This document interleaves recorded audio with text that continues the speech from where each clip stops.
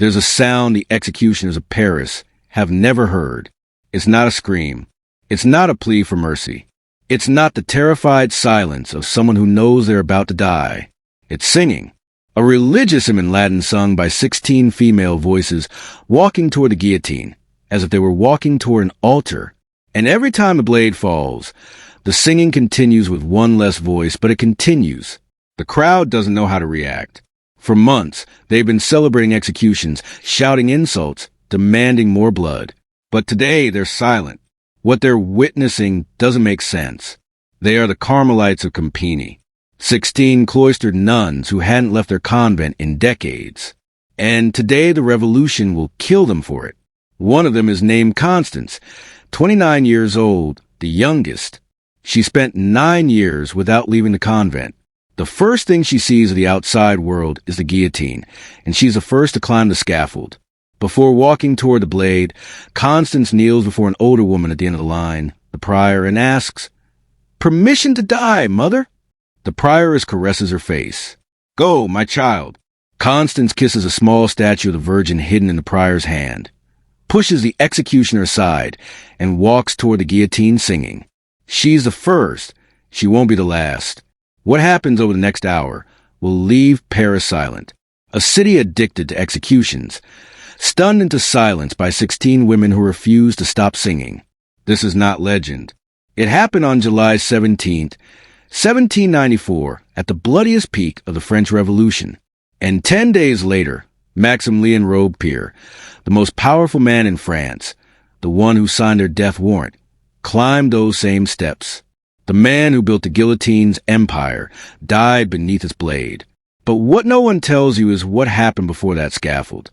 How 16 women who had never seen violence were dragged from their homes, stripped of everything they believed in, and told to renounce their faith or die. They chose to die, but not before making a vow that would haunt the revolution for centuries. This is Crown and Dagger, and this is what really happened. If these stories matter to you, support with a like and subscribe. By 1794, France had gone insane. What started as a revolution for liberty had become a machine of death. The promises of freedom and equality had drowned in blood. A man named Maximilien Robespierre controlled a committee of public safety, and he saw enemies everywhere. Aristocrats hiding in attics, priests celebrating secret masses, anyone who didn't applaud loud enough at public executions. The solution was simple. Kill them all. Let God sort them out. Except Robespierre didn't believe in God. In less than a year, the Revolutionary Tribunal sent over 17,000 people to the guillotine. In Paris, executions happened daily, sometimes 30 people in a single afternoon.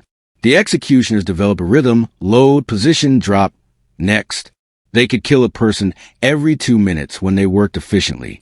The Plus Dutron rover, where the Carmelites would die, executed quad 306 people in just 6 weeks. The ground was so saturated that pools of blood collected in the cobblestones. Neighbors filed formal complaints about the smell. The stench of death had become a public nuisance. But Robespierre had a special hatred for one institution, the Catholic Church. He saw it as an ally of the monarchy, a system that kept people stupid and obedient. So he launched a war against faith itself. Churches were closed or turned into temples of reason. Priests were forced to publicly renounce their vows or face the blade. Religious holidays were abolished. Even the calendar was changed to erase any trace of Christian influence. And wearing a religious habit, that was now a crime punishable by death. For the 16 Carmelites living in their quiet convent in Campania, 50 miles from Paris, this was a death sentence waiting to be signed. In September 1792, soldiers came and expelled them from their home. The nuns were forced into the streets, forbidden to wear their habits, forbidden to live together. But Mother Teresa of St. Augustine, their prioress, refused to let the community scatter. She found 4 small apartments in town where they could live in secret, continuing their prayers in whispers. And then she did something extraordinary. She gathered her sisters and made a proposal. Would they be willing to offer their lives as a sacrifice for France, not to seek death, but to accept if it came, to offer their suffering so that the bloodshed might end? 2 of the older nuns hesitated. The idea seemed like madness, but Mother Teresa gave them time to pray. Within hours, they returned asking forgiveness for their fear. The community voted unanimously. From that day forward, every morning at 4 a.m., the 16 Carmelites renewed their offering. They prayed that if their deaths could purchase peace for France, God would accept the sacrifice. They didn't know when death would come. They only knew they were ready. For 2 years they waited, praying, hiding, watching as the terror consumed everyone around them. Then in June 1794, someone talked. June 21st, 1794, soldiers broke down the door before dawn. Someone had informed on them. A neighbor, a shopkeeper, someone hungry for the reward the government paid for exposing hidden religious.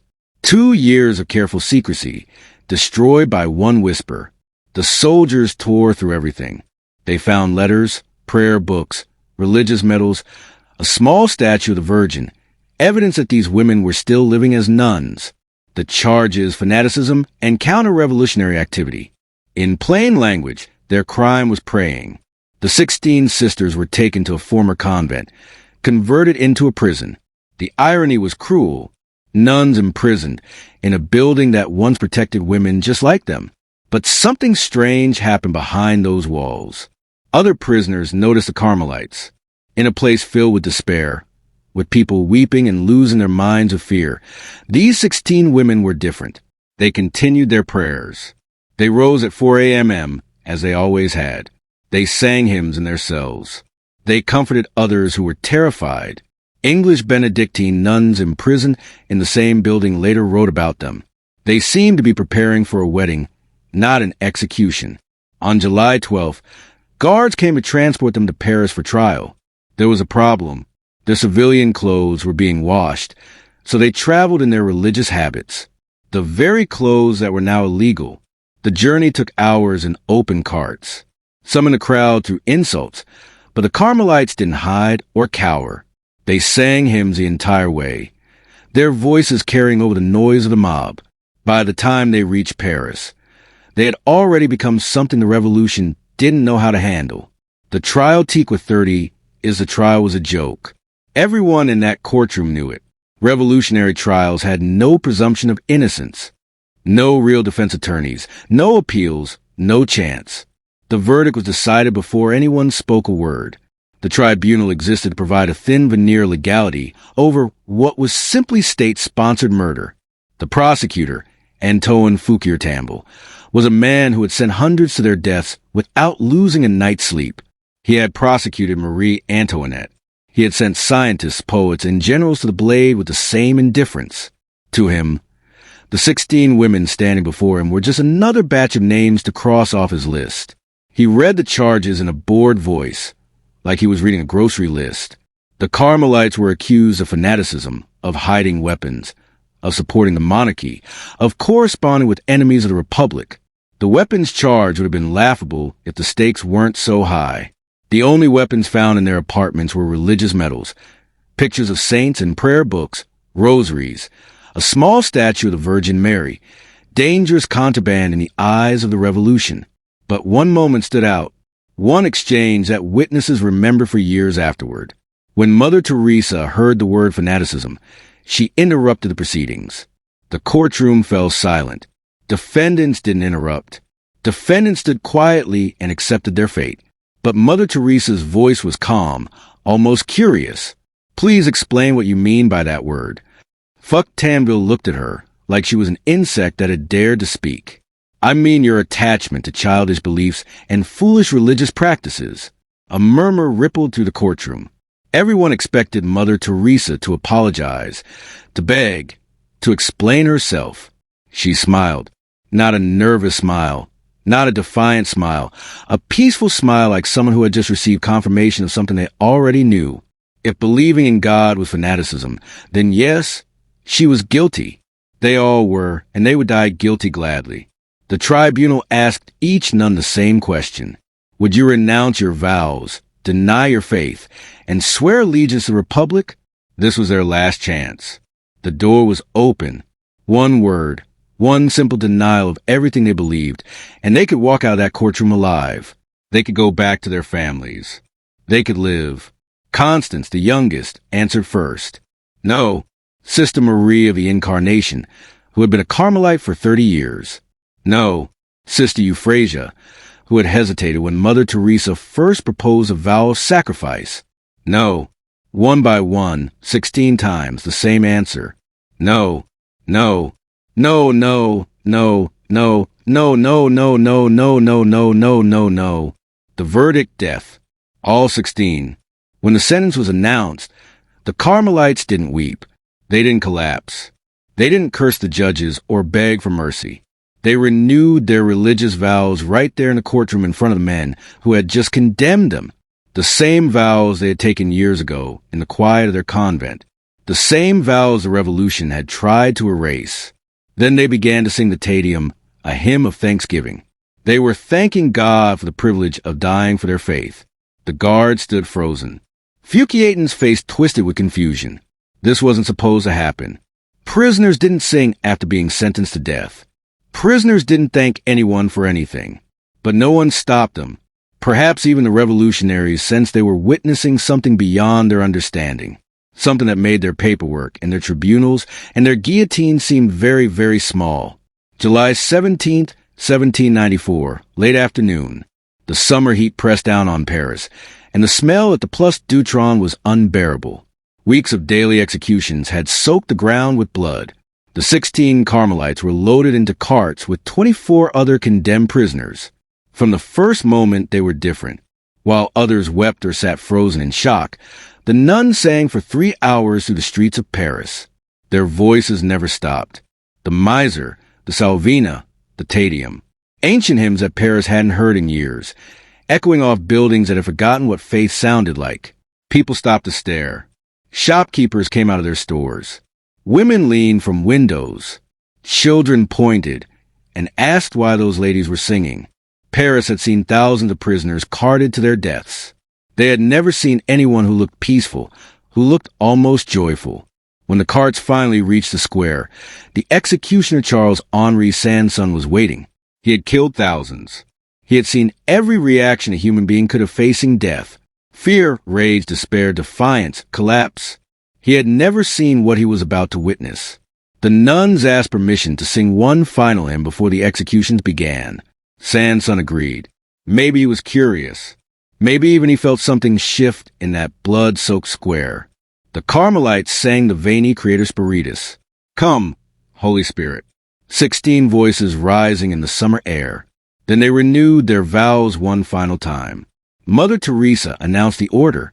Youngest to oldest. The youngest would die first. The oldest, including herself, would die last. This was deliberate. The older nuns would watch the younger ones go first, giving them strength with their presence until the very end. Constance stepped forward. 29 years old, 9 years in the convent. The first thing she ever saw of the world outside those walls was this square, this scaffold, this blade. She walked to Mother Teresa and knelt before her one final time. Permission to die, Mother. Mother Teresa looked at the young woman she had guided for years, the girl who had entered the convent as a teenager, who had given up everything for a life of prayer, who was now asking permission to give up her life itself. Go, my daughter. Constance kissed the tiny terracotta statue of the Virgin that Mother Teresa held hidden in her palm. She stood, walked toward the scaffold. The executioner's assistants moved to help her up the steps. She waved them away. She didn't need help. Constance climbed alone, positioned herself, looked at her sisters one last time, and kept singing until the blade fell. The crowd was silent. No cheers, no insults, nothing. The singing continued with 15 voices. Sister St. Louis stepped forward, knelt. Permission to die, Mother. Kissed the statue. Climbed alone. The blade fell. 14 voices. Sister Euphrasia. Permission to die, Mother. 13 voices. One by one. The same ritual. The same question. The same blessing. The same solitary walk to the scaffold. Each nun pushing away the executioner's help. Each nun singing. Until the blade silenced her voice. The crowd remained frozen. These were people who had watched executions for entertainment, who had cheered and jeered and demanded faster deaths. Now they stood in complete silence, watching 16 women transform a killing ground into something they couldn't name. 12 voices, then 10, then 8. Each execution took less than a minute. But to the crowd watching, time had stopped. There was no jeering, no applause, no impatient shouts to hurry up. Just thousands of people standing motionless, while 16 women turned their deaths into something that looked like worship. Sister Julia of Jarsis, a lay sister who had spent her life doing the convent's manual labor, climbed the scaffold with the same dignity as the choir nuns. She had never learned Latin. She had never studied theology, but she sang the hymns from memory the same way she had sung them every day for decades. Sister Mary of Jesus Crucified was 78 years old, the eldest. She had been a Carmelite for over 50 years. She had survived wars, famines, and the collapse of the monarchy. Now she stood before the executioner who would end her life. She paused and looked at him, not with hatred, not with fear. "I forgive you with all my heart," she said quietly, "and I pray God forgives you too." Charles Henrion, the executioner, had heard thousands of final words, curses, prayers, screams, confessions. But this tiny old woman offering him forgiveness stopped him cold. She climbed the scaffold without help, still singing with what remained of her sisters. 5 voices, and 3, then 2, and finally only 1. Mother Teresa of St. Augustine stood alone in the square. She had watched 15 of her daughters die. She had blessed each one. She had held the statue they kissed. She had said, "Go, my child," 15 times. Now there was no one left to bless her, no one to give her permission, no one to hold, a statue for her to kiss. She looked at the crowd, thousands of faces staring back at her in silence. She sang the final verse of the Salve Regina alone. Her voice carried across the square, across the blood-soaked ground, across the bodies of her sisters. Then she climbed the scaffold. She didn't hurry. She didn't falter. She positioned herself beneath the blade, looked up at the sky, and the song ended. The blade fell, and Paris went silent. Witnesses later wrote that it was the most profound silence they had ever experienced. In a city that had grown used to death, that had normalized executions as public entertainment, 16 singing nuns had done something impossible. They had made Paris ashamed.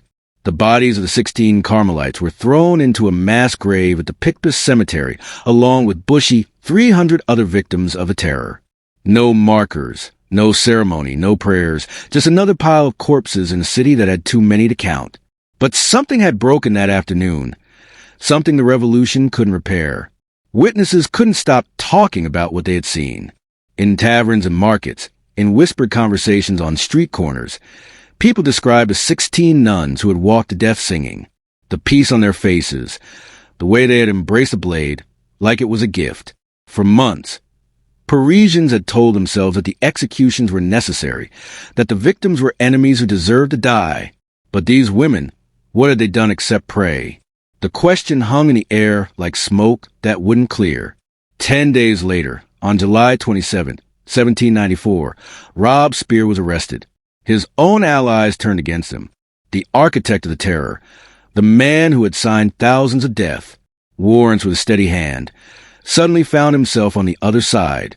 The next day, July 28, Maximilien Robespierre was dragged to the same scaffold where the Carmelites had sung. He did not sing. When the blade fell, witnesses say he screamed so loud it echoed across the square. The reign of terror was over. Coincidence? The revolutionaries who survived said yes. He had just politics, just timing. The death of 16 nuns had nothing to do with the fall of Robespierre, but the people who had stood in that square weren't so sure. Something had shifted on July 17th.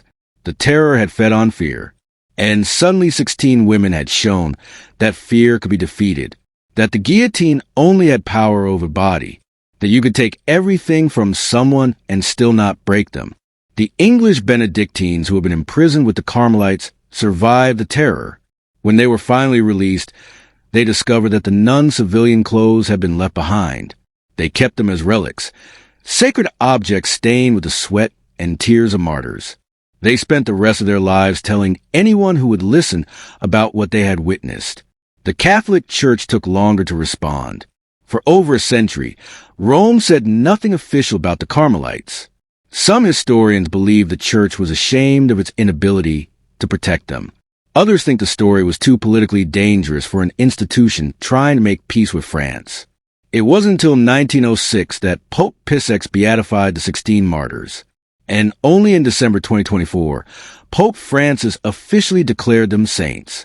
230 years, that's how long it took for the church to officially recognize what the crowd in Paris understood in a single afternoon.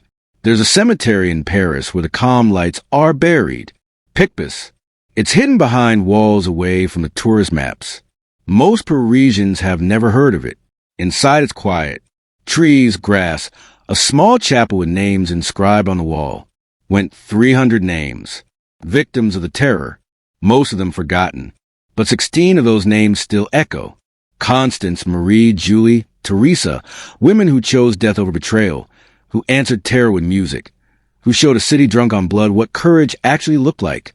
Every July 17th, a small group gathers at Picpus. They light candles, they pray, and they sing the same hymns that Constance and her sisters sang 230 years ago. The Salve Regina, the Veni Creator. Voices in a quiet cemetery, keeping alive the memory of voices that once silenced a screaming mob. 16 women who believed their sacrifice could stop a massacre. Were they right? Did their deaths end the terror? History can't prove it, but we know this.